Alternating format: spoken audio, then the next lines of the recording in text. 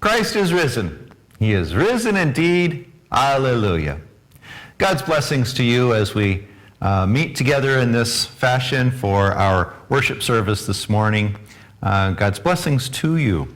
We want to open our time of worship with the hymn, Jesus Lives, the Victory's Won, hymn number 490 in LSB, or go to the YouTube link and follow the hymn there.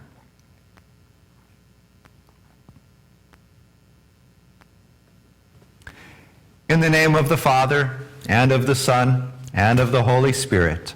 Amen. If we say we have no sin, we deceive ourselves, and the truth is not in us. But if we confess our sins, God, who is faithful and just, will forgive our sins and cleanse us from all unrighteousness.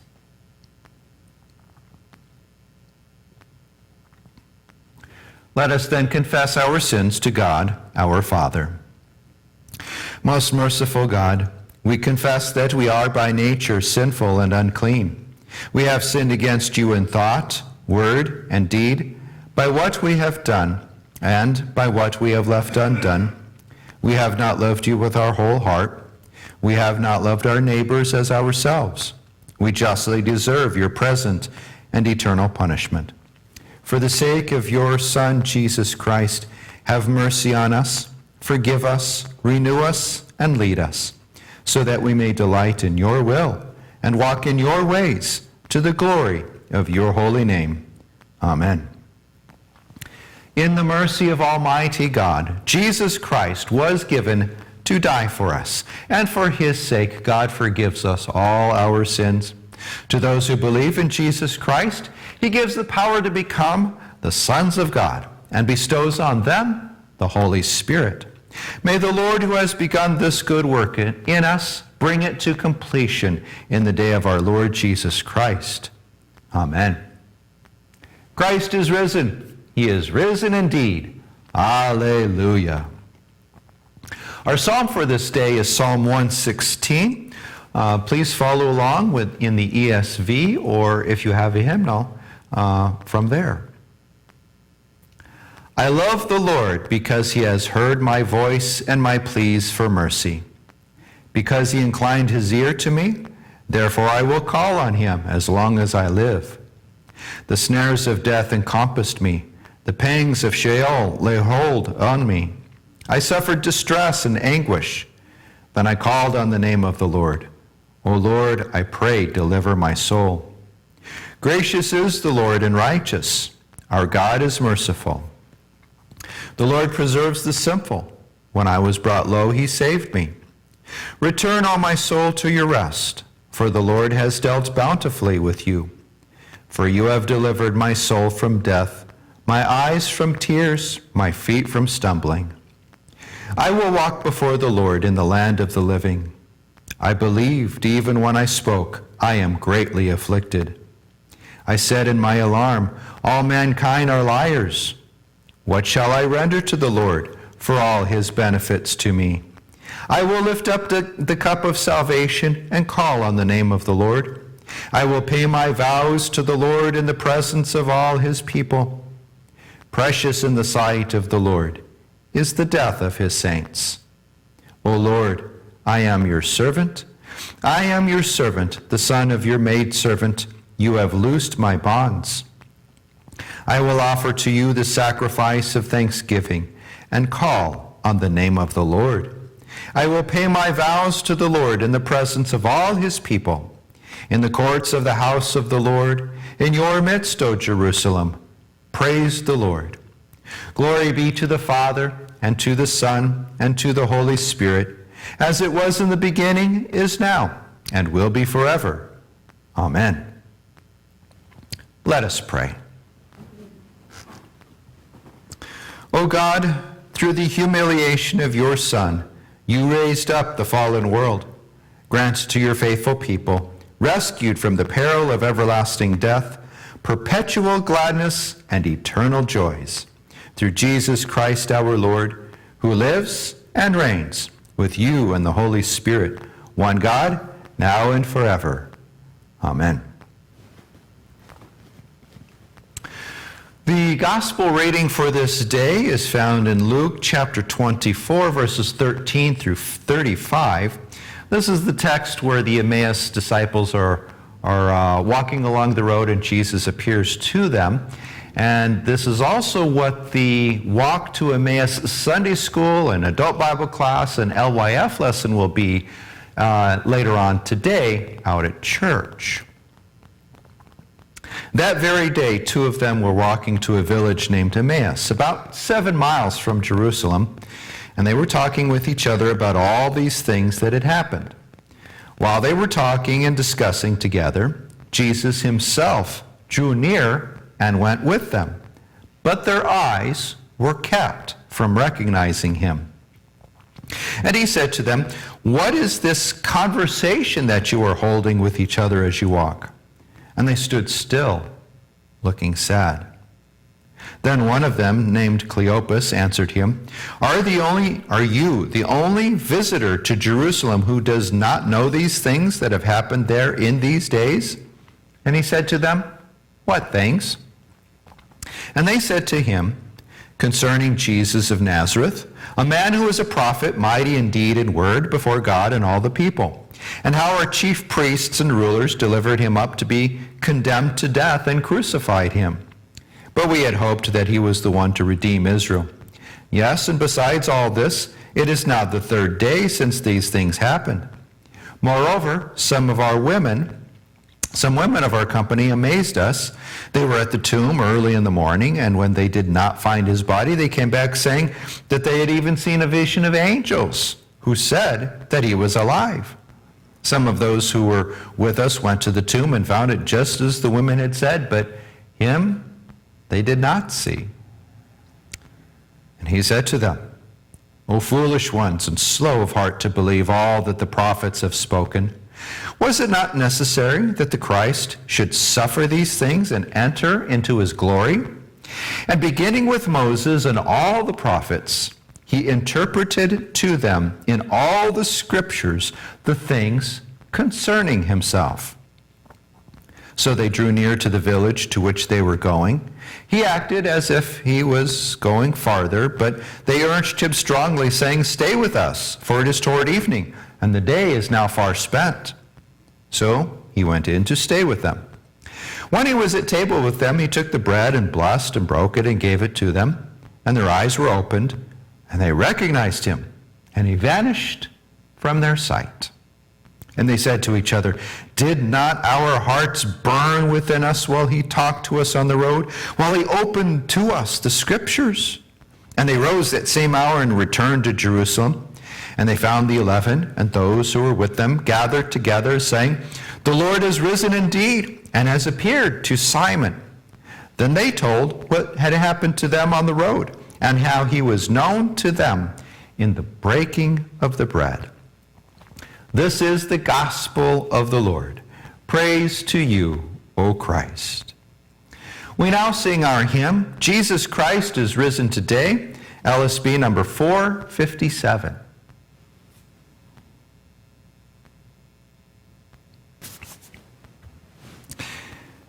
May the words of my mouth and the meditation of our hearts be pleased in your sight, O Lord, our rock and our Redeemer. Amen. Dear friends in Christ Jesus, grace and peace to you from God our Father and from our Lord and Savior, Jesus Christ.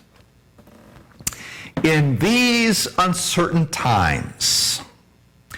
Now, I don't watch a whole lot of television, but a number of commercials that I have seen, or in some of the news spots that I've watched, I've heard this phrase, "in these uncertain times." And I think regarding this earth, in these earthly things, well, aren't they all uncertain times? What's so different now, before this pandemic? Isn't there always uncertainty in earthly things? There's always uncertainty concerning our health. There's always uncertainty concerning world peace. There's always uncertainty concerning the weather. There's always uncertainty about cataclysmic events. There's always uncertainty about the economy. There's always uncertainty about our jobs.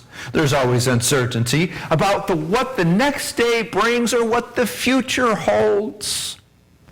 There is always uncertainty about the day of our death. Every day of life regarding earthly things is uncertain. So, what's new about these uncertain times? Right now, the thing that I'm most uncertain about is when I'm going to be able to get my next haircut.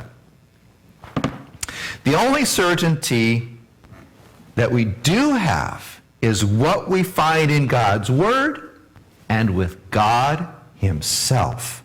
God is the same yesterday, today, and forever. Man is always a sinner in need of God's grace, no matter the social situation or what crisis, whether the crisis is worldwide or whether the crisis is particular to you. Sinful man is bound for hell. But grace and mercy are certainly found in God when we repent of our sins and believe in Jesus, who died and rose again for us. Certainty is found in the promises of God, many of which He has already fulfilled, and many more which we have yet to see. So walk with me today as we walk along the road with the Emmaus disciples. We see there that there were two men who were uncertain about current events, but who ended the day with the most wonderful certainty that Jesus Christ was risen from the dead.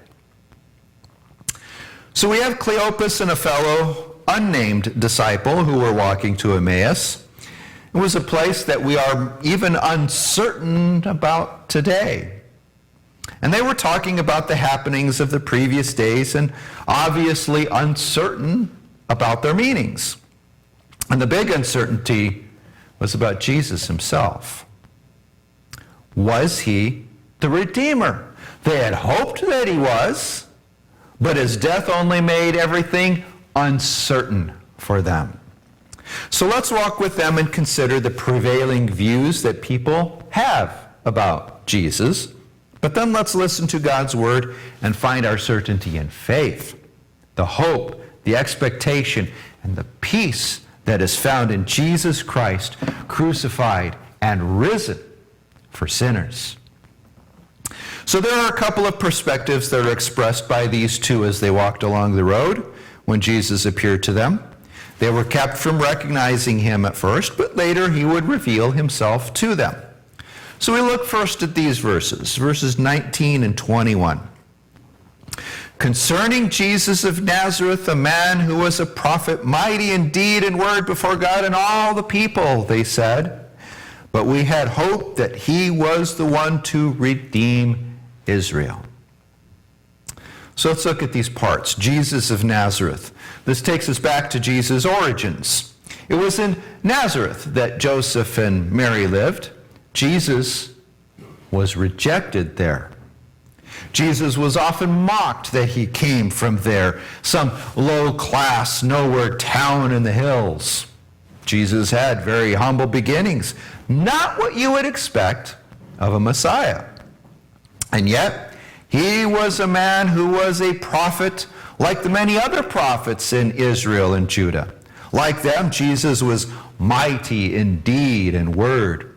He taught like no one else they had ever known. He did miracles and wonders.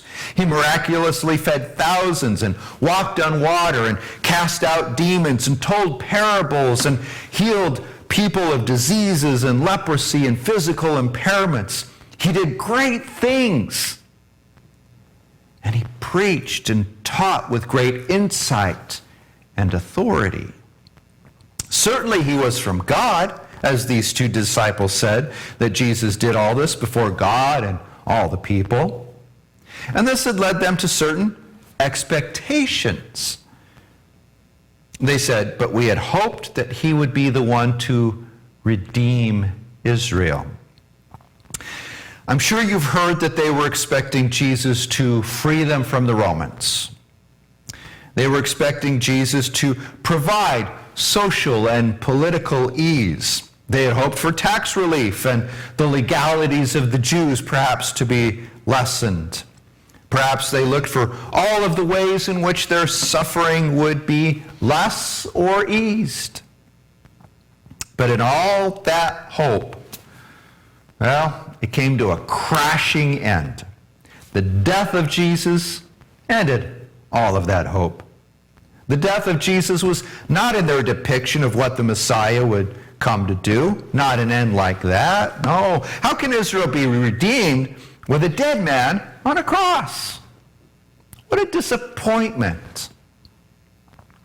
You know, people still see Jesus Christ that way today. They see God as a failure in their eyes. He's a disappointment because he lets viruses or cataclysmic events ruin life and cause fear. He hasn't cured poverty. He hasn't stopped war. He hasn't lightened the tax burden. He hasn't miraculously given us stuff so that we don't have to work. He didn't cure grandma of her cancer. He took away my spouse in that car accident. He let my child fall victim to poor medical care. I'm still stuck with my dysfunctional family, and fill in the blank in any number of other ways in which God has failed someone.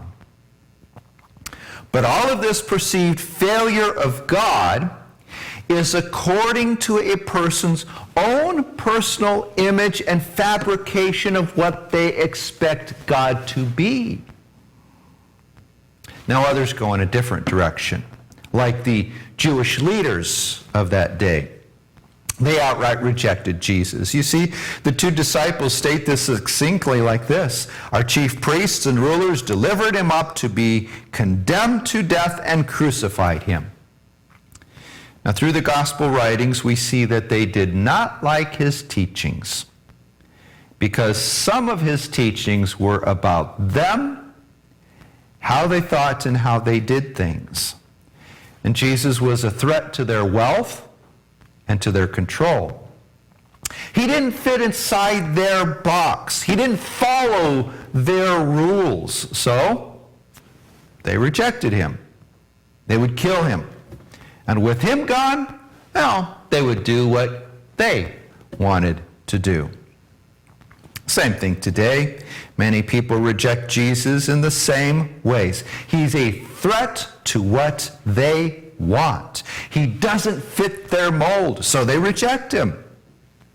Now, Jesus gave opportunity to the two disciples to speak of these perspectives that they were familiar with.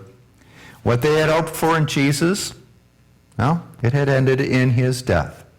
Others, they took great pleasure in his demise. Both of these perspectives got Jesus wrong. But then, Jesus spoke.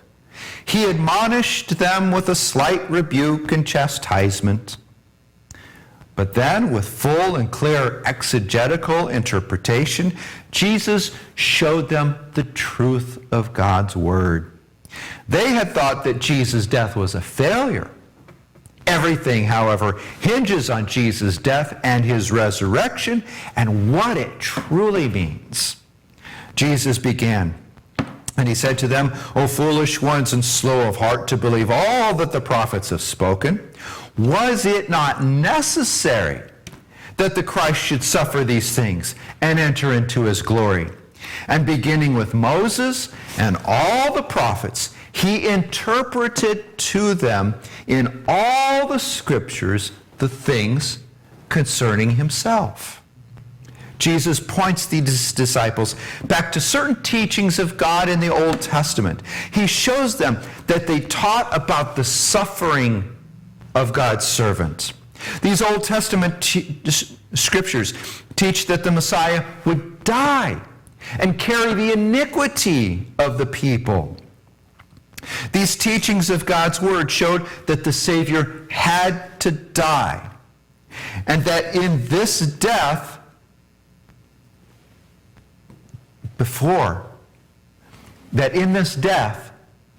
that would have to happen before the glory came.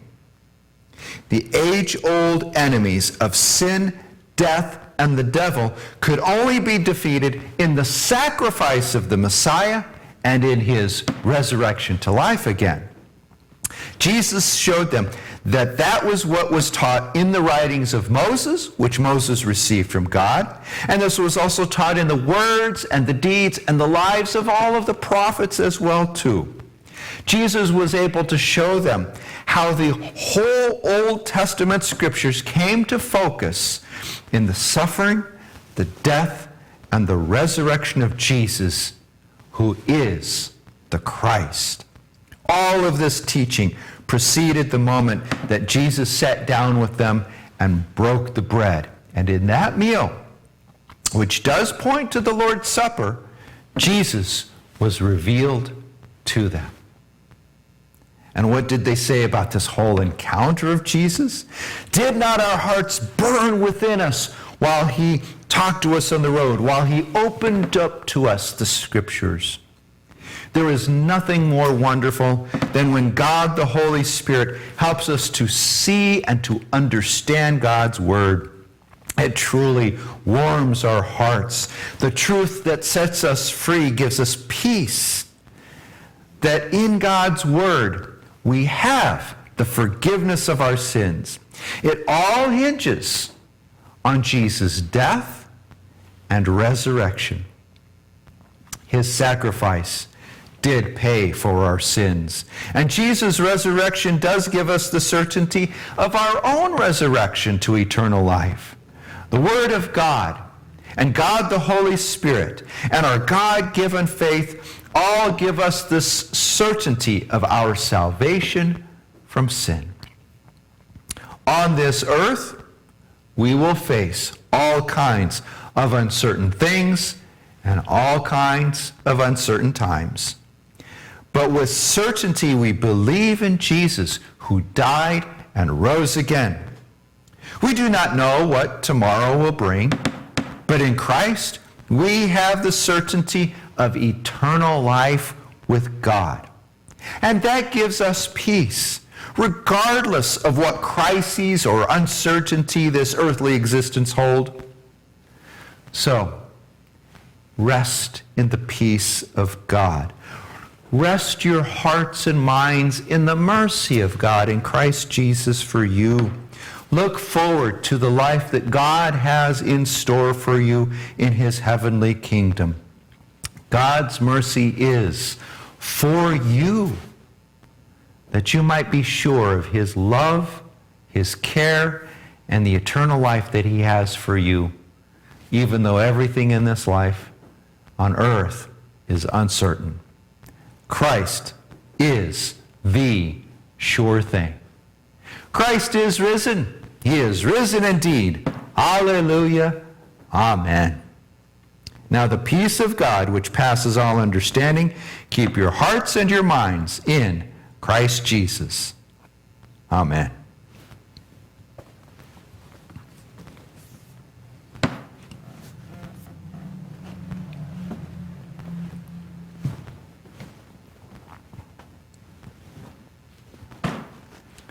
We now make confession of our faith in the words of the Apostles' Creed. I believe in God the Father Almighty, maker of heaven and earth, and in Jesus Christ, his only Son, our Lord, who was conceived by the Holy Spirit, born of the Virgin Mary, suffered under Pontius Pilate, was crucified, died, and was buried. He descended into hell. The third day he rose again from the dead. He ascended into heaven and sits at the right hand of God the Father Almighty. From thence he will come to judge the living and the dead. I believe in the Holy Spirit, the holy Christian church, the communion of saints, the forgiveness of sins, the resurrection of the body, and the life everlasting. Amen. We now continue with the prayers.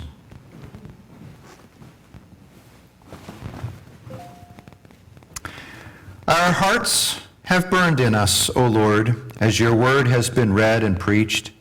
Keep our faith from growing cold and grant us your grace, that we may not waver in faith, nor give in to temptation.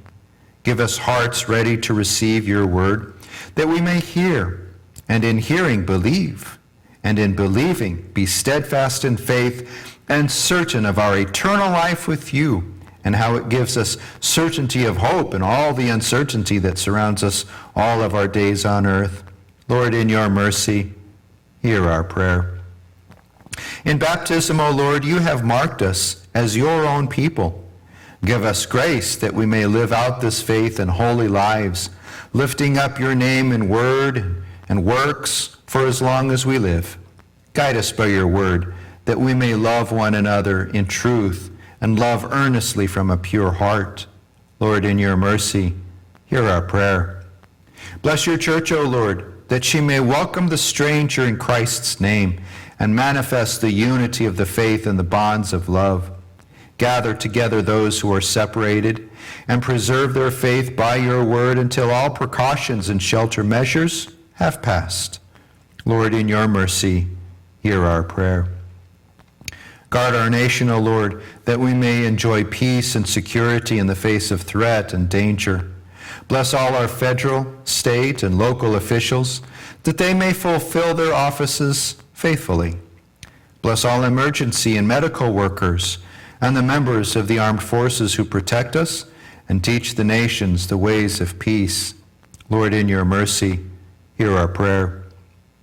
Deliver us from all our afflictions and grant us strength to bear all our burdens, O Lord.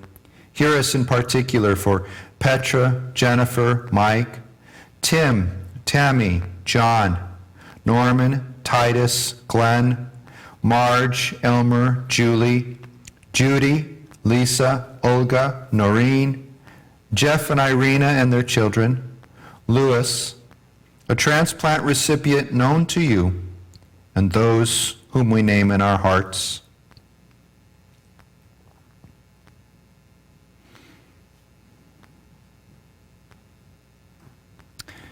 We pray for all those who are suffering from any disease or illness or infection or injury, or from the weakness of old age. Grant medical resources for all who are in need. According to your gracious will, heal the sick and relieve those who suffer. Lord, in your mercy, hear our prayer. Stay with us, O Lord, and be our strength in weakness and our hope in time of despair. Your gracious will keeps your saints in faith even unto death. So keep us, we pray, in the certainty of faith in Christ, that we may be found faithful when he comes again in his glory to bring to fulfillment all things. Lord, in your mercy, hear our prayer.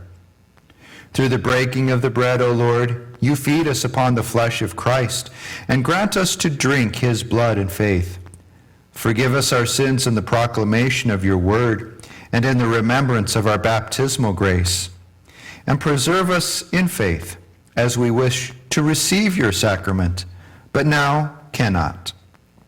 We pray, however, dear God, that you grant us this desire soon. Lord, in your mercy, hear our prayer. Accept, O Lord, the sacrifice of praise and thanksgiving that we offer for all your goodness and generosity, and with our song of praise, accept our tithes and offerings, that your church may have the resources to proclaim your gospel and care for the poor and those in need. Lord, in your mercy, hear our prayer. These and whatever things we need, O Lord, we pray you to grant us in the name of and for the sake of our Lord Jesus Christ, whose death has made full atonement for our sin, and whose resurrection has granted to us the promise of our own joyful resurrection to eternal life. Through Jesus Christ our Lord, we pray. Amen. Lord, remember us in your kingdom and teach us to pray. Our Father, who art in heaven, hallowed be thy name. Thy kingdom come, thy will be done, on earth as it is in heaven. Give us this day our daily bread, and forgive us our trespasses, as we forgive those who trespass against us. And lead us not into temptation, but deliver us from evil. For thine is the kingdom, and the power, and the glory, forever and ever. Amen.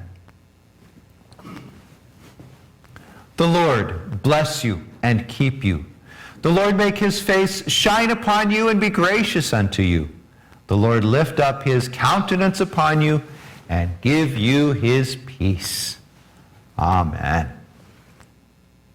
Christ is risen. He is risen indeed. Alleluia. The hymn to depart is Alleluia, Jesus is risen. Lutheran Service Book number 474.